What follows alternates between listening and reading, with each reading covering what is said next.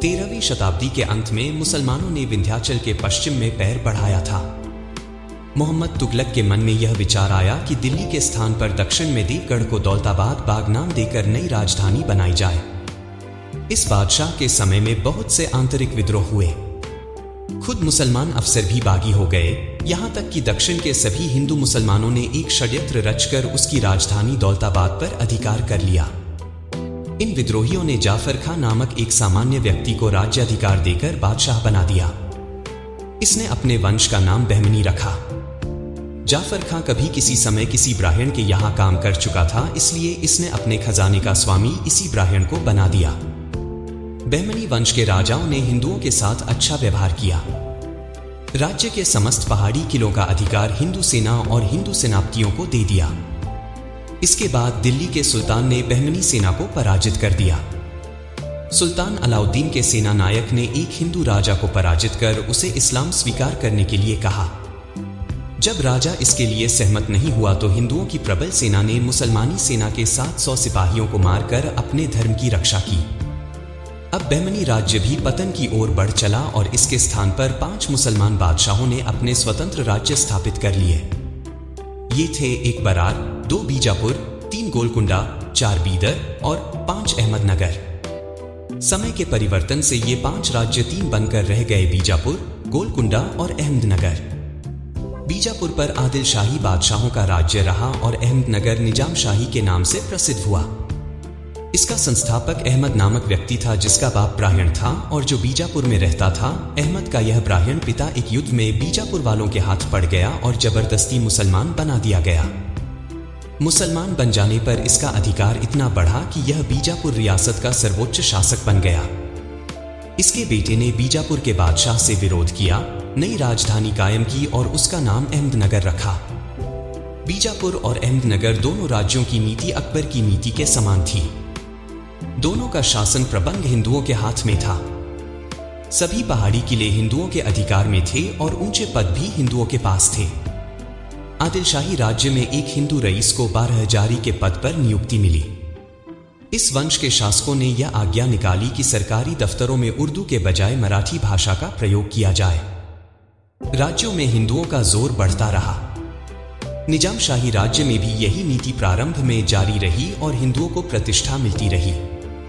बुरहान नामक बादशाह ने अपने प्रधानमंत्री कुंवर सिंह को पेशवा का खिताब दिया, किंतु बाद में इसी वंश के बादशाहों ने शिया और सुन्नी के मतभेद पर जोर देकर अपने राज्य का नाश कर डाला।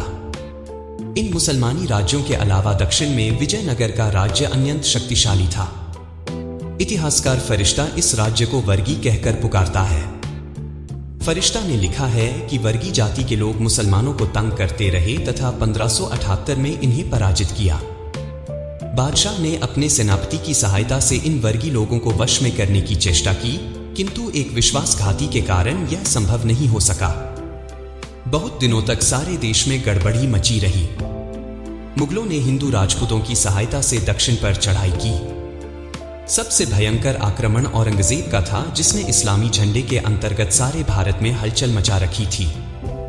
ठीक इसी समय दक्षिण और पंजाब में 2 शक्तिशाली जातियां पैदा हुई, जिन्होंने मुसलमानी सत्ता को चकानाचूर कर दिया। इन दोनों शक्तियों के भीतर धार्मिक सुधार का भाव भी काम कर रहा था। पंजाब में गुरु नानक ने हिंदुओं को बताया कि वे जाति भेद को त्यागें और ईश्वर के सहारे जीवन बिताएं। इस सामायिक शिक्षा का हिंदुओं पर अच्छा प्रभाव पड़ा। हिंदुओं में शक्ति का संचार हुआ और मुसलमानों की कट्टरता भी कम हुई। गुरु नानक के बाद के गुरुओं ने अपना यह काम जारी रखा।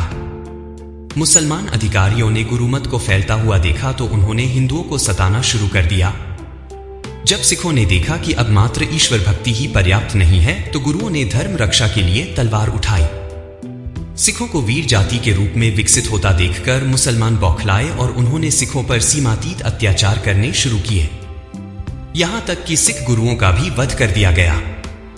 किंतु असंतोष की जो चिंगारी सुलगी वह अब बुझने वाली नहीं थी। गुरु अर्जुन ने विपत्तियां झेली किंतु धर्म नहीं छोड़ा।